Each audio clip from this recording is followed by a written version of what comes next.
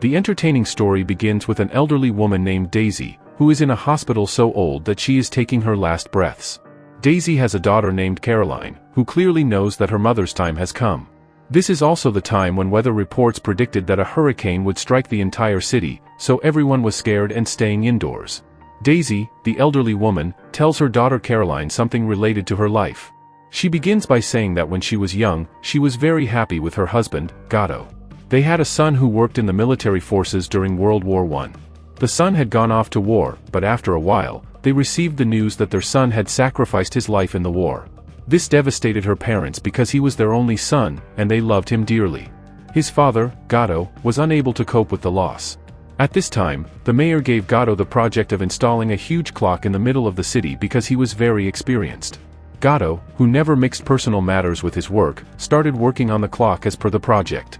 He worked day and night to build the massive clock, and after some time, it was completed, and its opening ceremony was held. The mayor and all the citizens gathered there. When Gatto revealed the clock, everything seemed fine, but the clock was running backward.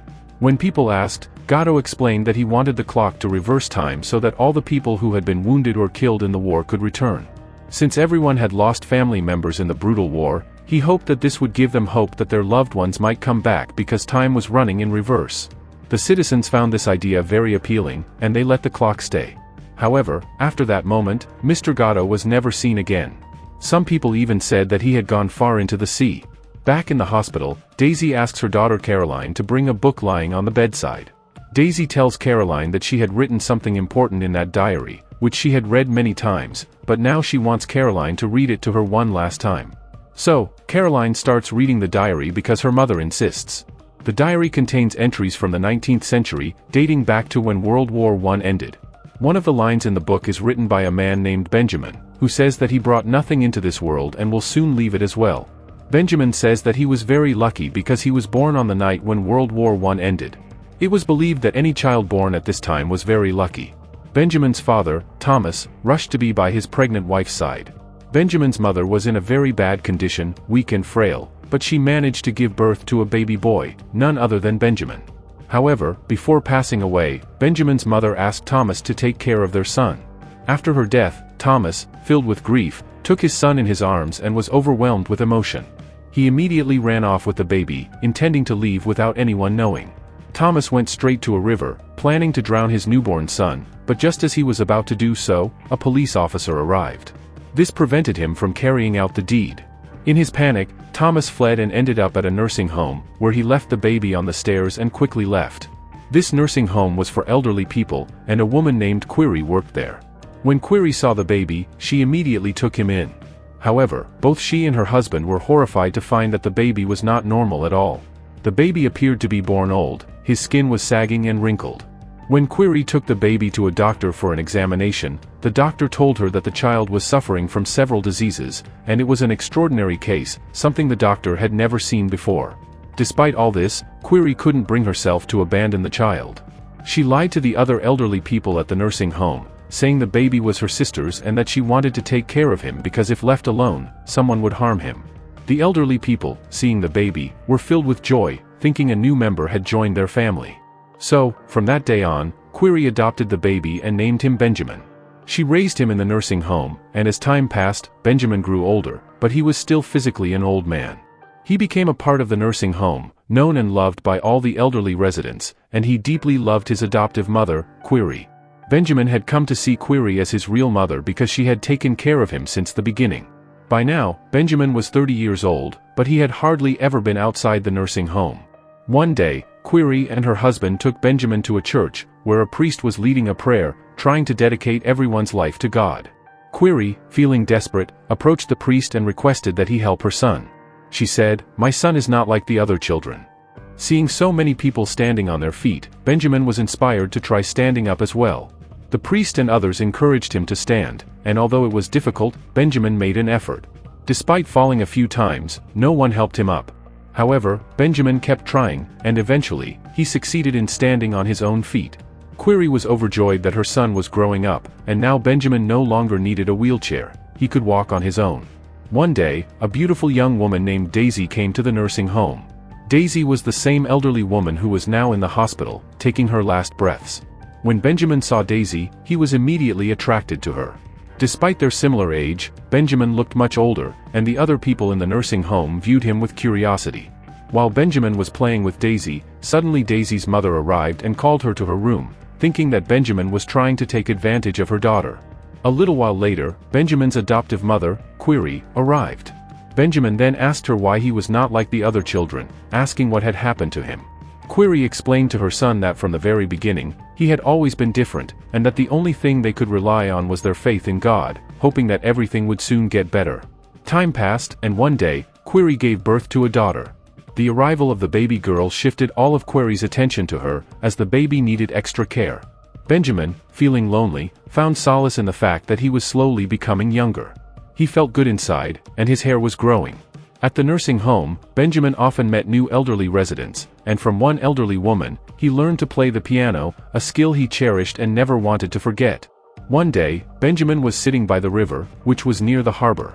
Every day, many boats would arrive at the harbor, and one of the boat owners came ashore and offered $10 to anyone willing to work for him. No one volunteered, except for Benjamin. He was eager to do the work and jumped at the opportunity. The boat owner, along with Benjamin and other crew members, sailed out into the river. Benjamin was thrilled because it was the first job he had ever done, and it made him feel proud. He worked tirelessly, impressing the owner with his dedication. The owner called Benjamin into his cabin and began asking him many questions, even asking if Benjamin had ever slept with anyone. When Benjamin said no, the owner laughed, thinking Benjamin had very bad luck. The crew continued their travels, eventually arriving at a red light district. The boat owner told Benjamin that he no longer needed to worry. Here, he could enjoy himself as much as he wanted. Benjamin, feeling liberated, spent time with several women, enjoying the experience. Afterward, when he received his payment, he was overjoyed. It felt like he had finally found his purpose in life and was determined to follow it. As time passed, Benjamin continued to grow younger, and he decided to embark on a journey to discover his own life's principles. He left his home and went on this adventure with the boat owner. Query, deeply saddened by Benjamin's departure, cried. Daisy, who had become Benjamin's good friend, also came to say goodbye. However, Benjamin promised to send her letters as he set off on his journey with the boat owner. The boat owner had been hired by a company to explore different places, and Benjamin was now part of the crew. The owner soon noticed that Benjamin was growing increasingly young, with his strength and appearance improving. The owner asked Benjamin what he was eating to become so youthful, but Benjamin had no answer. Meanwhile, Daisy arrived in New York, as she had been accepted into a ballet dancing troupe. She decided to continue her career as a ballet dancer. During this time, World War II began due to Hitler's actions.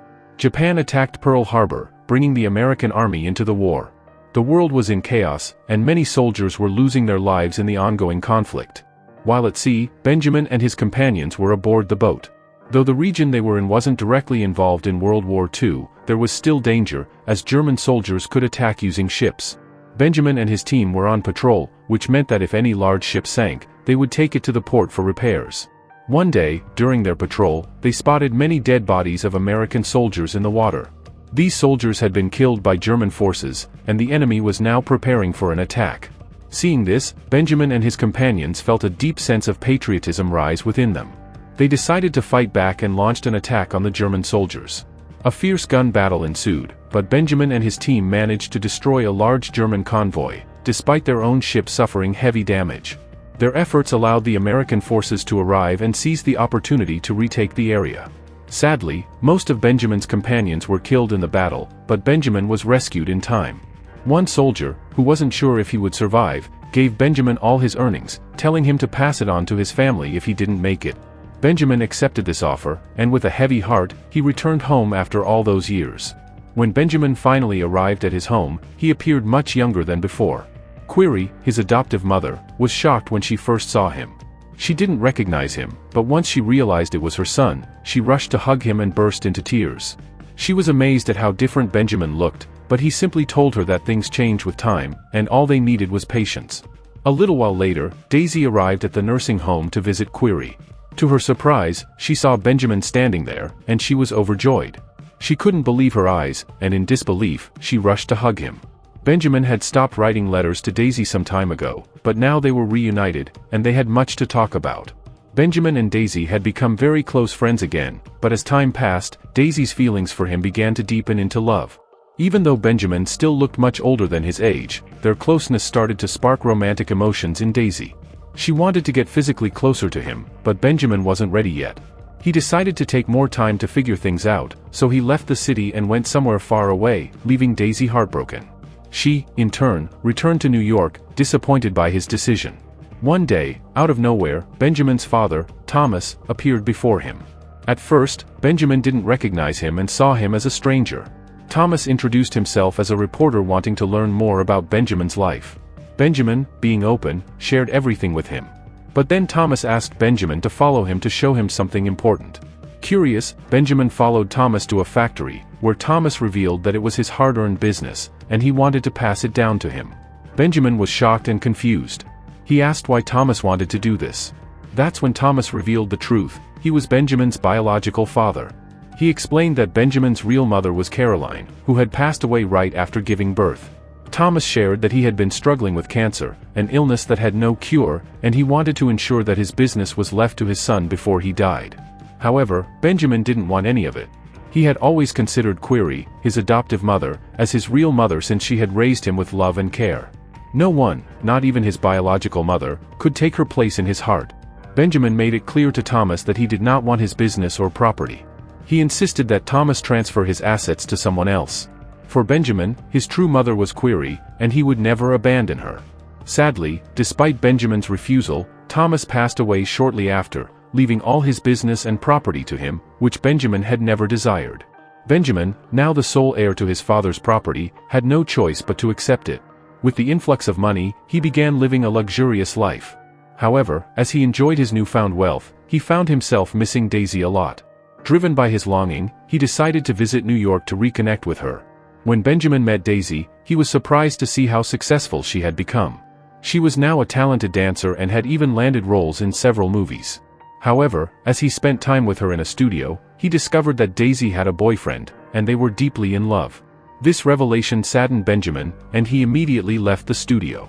Daisy, who had followed him to speak, was calling after him.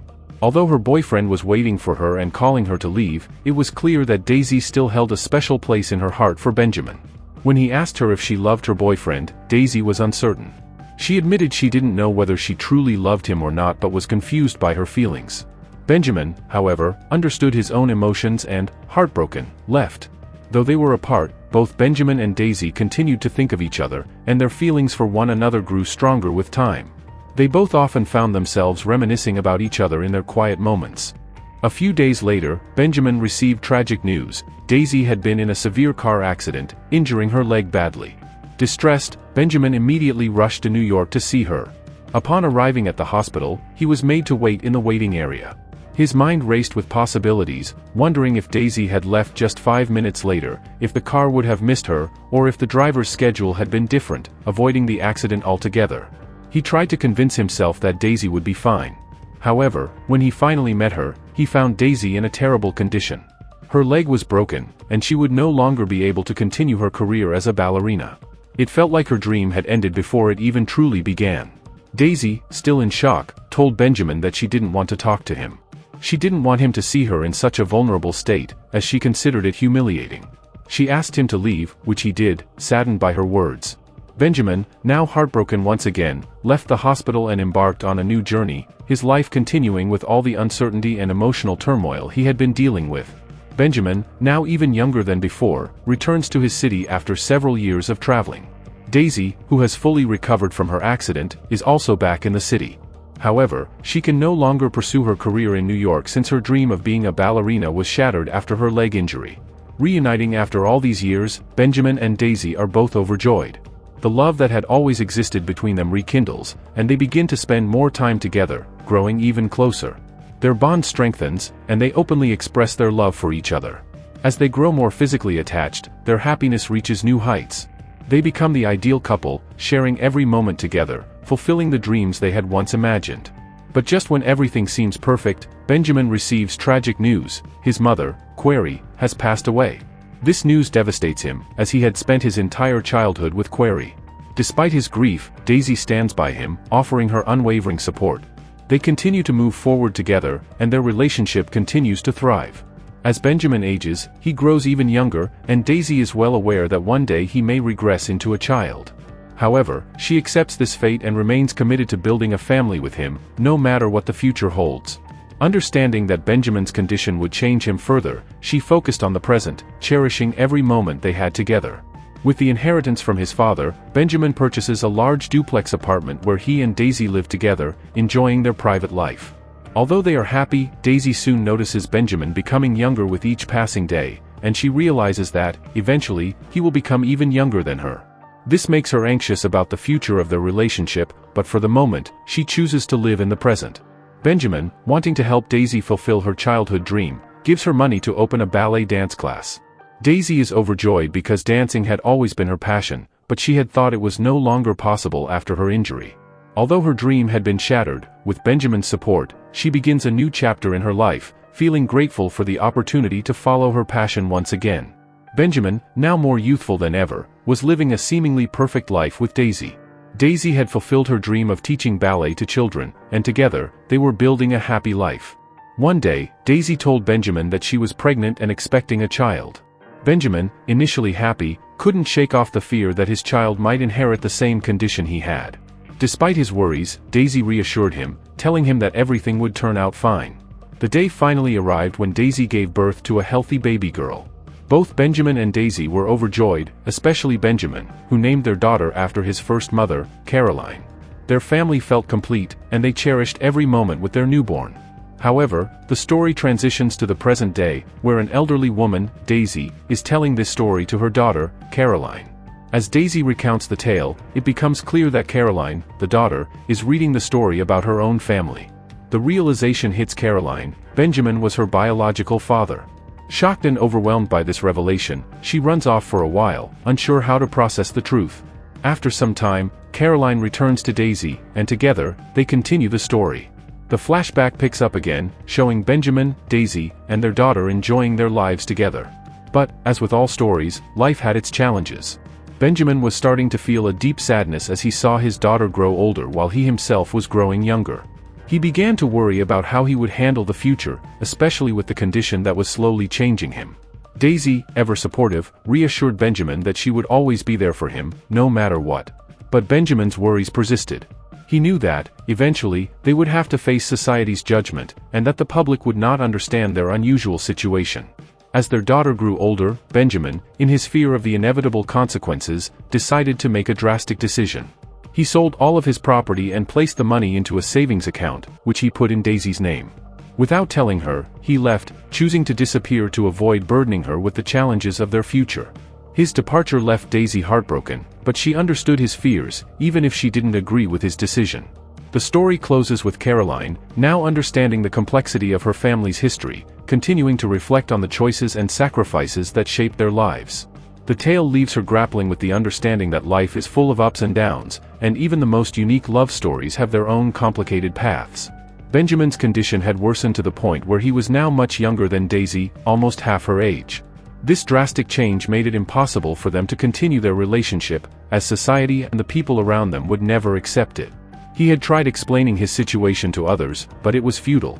Eventually, feeling that he could no longer be with Daisy, he made the heartbreaking decision to leave her and their daughter, Caroline, behind.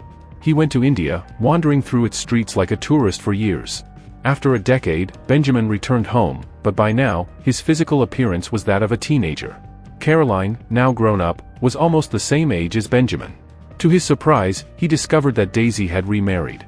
She could no longer wait for him, and while she had once promised to stay with him no matter what, Benjamin's departure had left her with no choice but to move on.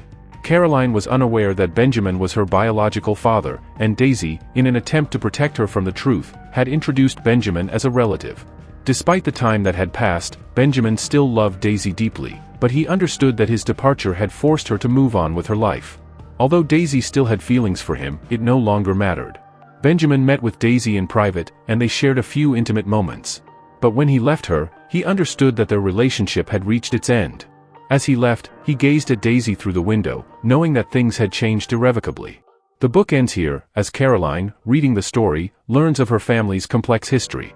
In a final moment, Daisy, who was now nearing the end of her life, reveals to Caroline what happened after Benjamin left. Daisy had remarried and continued to live her life, finding peace and comfort in her new family. Despite everything, she never forgot Benjamin, and her love for him remained a part of her until her final days. This complex story of love, loss, and the passage of time shows the lengths to which people go to protect each other, and how circumstances beyond their control can change the course of their lives. The story takes another emotional turn when Daisy receives a call from a police officer informing her that a 7-year-old boy is in possession of a diary filled with many details about her life. Daisy immediately realizes that this boy is none other than Benjamin, whose age has now drastically reduced. She hurries to the place where Benjamin is being kept, and when she finds him, he's playing the piano, though his memories are now very blurry. Upon seeing Daisy, some fragments of his past resurface, and he becomes emotional, realizing that his time is running out. Benjamin repeatedly calls out Daisy's name, and his feelings for her remain strong even as his condition worsens. Daisy, understanding Benjamin's enduring love for her, promises to take care of him, just as a mother would. She adopts Benjamin and begins caring for him like a child, despite him gradually becoming smaller with time. She loves him unconditionally, and despite the strange circumstances, Daisy continues to be his constant support. Meanwhile, the clock tower in the city is replaced with a digital one, marking the passage of time. As the years pass, Benjamin becomes a small child once again, with Daisy taking care of him. He gazes at her, as if he understands everything about her and expresses his love. Daisy, though heartbroken, accepts the situation. In his final moments, Benjamin dies peacefully in Daisy's arms. After Benjamin's death, Daisy moves on with her life, but her story is not over. The scene shifts to the present, where Daisy is lying on a hospital bed, with her daughter Caroline by her side. A hurricane begins to rage outside, flooding the streets, while people stay inside, awaiting the storm to pass. Daisy, too, succumbs to death during this time, and her passing is a bittersweet end to her long journey. In the final moments of the story, Benjamin's thoughts are revealed. According to him, everyone in this world comes with a purpose, some to run businesses, some to become dancers, and some to complete their families. He emphasizes the importance of living with purpose and faith, even when life seems difficult. He encourages everyone to trust in themselves, keep working hard, and believe that things will get better in time. The story concludes on a hopeful note, with Benjamin's words offering a sense of closure, reminding us that life, despite its hardships, holds meaning if we live with purpose and love. This beautifully tragic story of Benjamin, Daisy, and Caroline reflects the complexities of time, love, and the inevitable passage of life. It leaves readers with a profound message, that the people we meet and the experiences we go through are part of a larger purpose, and no matter the struggles, we must continue forward with faith and love.